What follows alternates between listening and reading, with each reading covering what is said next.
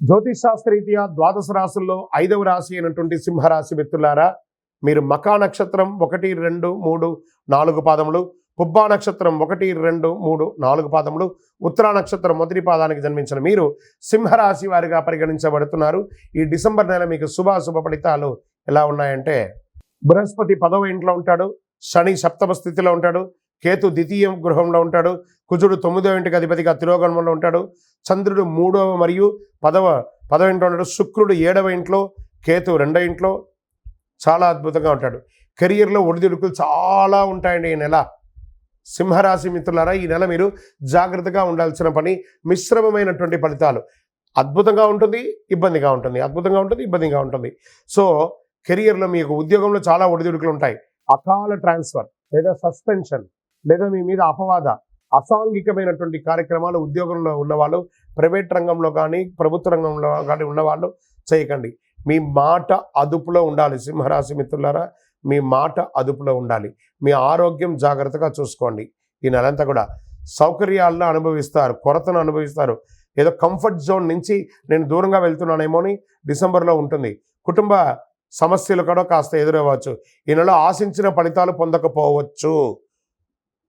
మీరు వ్యాపార హెచ్చుతగ్గులు చూస్తారు.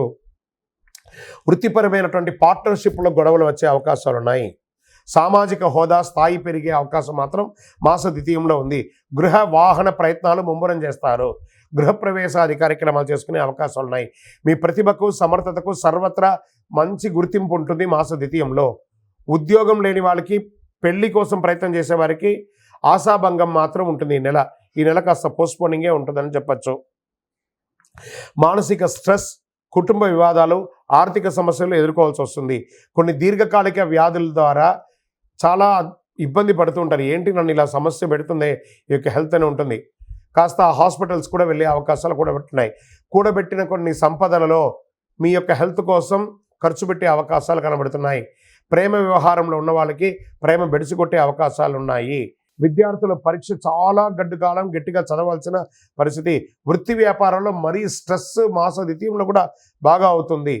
ఉద్యోగస్తులు మాస ద్వితీయంలో మీ తొందరపాటు వల్ల, బాగా గుర్తుపెట్టుకోండి, మీ తొందరపాటు వల్ల ఒక్కొక్కసారి చెప్పడానికి ఇబ్బందిగా ఉంది, మీ ఉద్యోగం కూడా పోయే అవకాశాలు ఉంటాయి.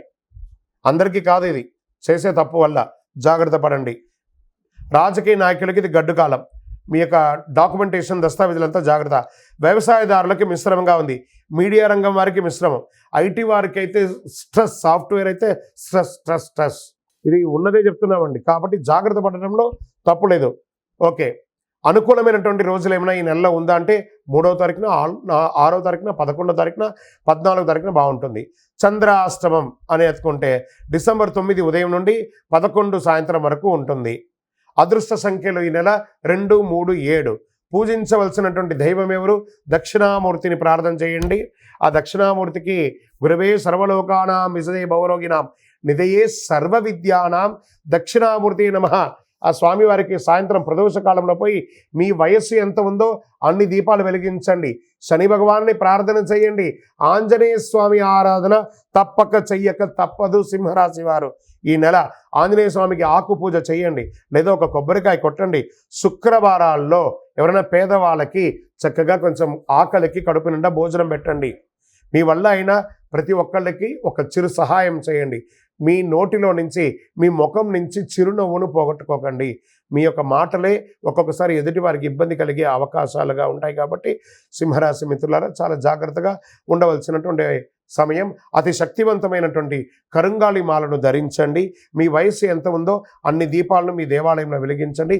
మీ యొక్క వ్యక్తిగత జాతకానికి మీ date of birth, time of birth, place of birth WhatsApp చేయండి, కాల్ చేయకండి. మా ఆఫీస్ నుంచి మీకు రిప్లై వస్తుంది. శరణమయ్యప్ప. ఈ యొక్క ద్వాదశ రాశి ఫలితాలన్నీ పొందినటువంటి మన ఛానల్ ప్రేక్షక మిత్రులందరికీ కూడా శుభాకాంక్షలు. మీరు మా ప్రోగ్రామ్స్ అన్నీ చూస్తున్నారు, కానీ సబ్స్క్రైబ్ చేయట్లేదు, ఎవరికి షేర్ చేయట్లేదు. మీకు ఇక్కడ పెట్టుకొని గురుగారు బాగా చెప్పారని అనిపించిందంటే మా ఛానల్ని సబ్స్క్రైబ్ చేయండి, ఇంకొక 10 మందికి షేర్ చేయండి. వందే మాత్రం, వందే మాత్రం, వందే మాత్రం.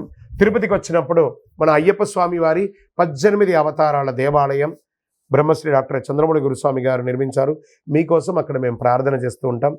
మన దేవాలయం ఇప్పుడు నిత్య అన్నదానం అక్కడ జరుగుతుంది. తిరుపతికి వచ్చినప్పుడు అవకాశం ఉన్న మన దేవాలయం వచ్చి భిక్ష స్వామివారి ప్రసాదం తీసుకోండి. శరణమయ్యప్ప, శరణమయ్యప్ప, శరణమయ్యప్ప.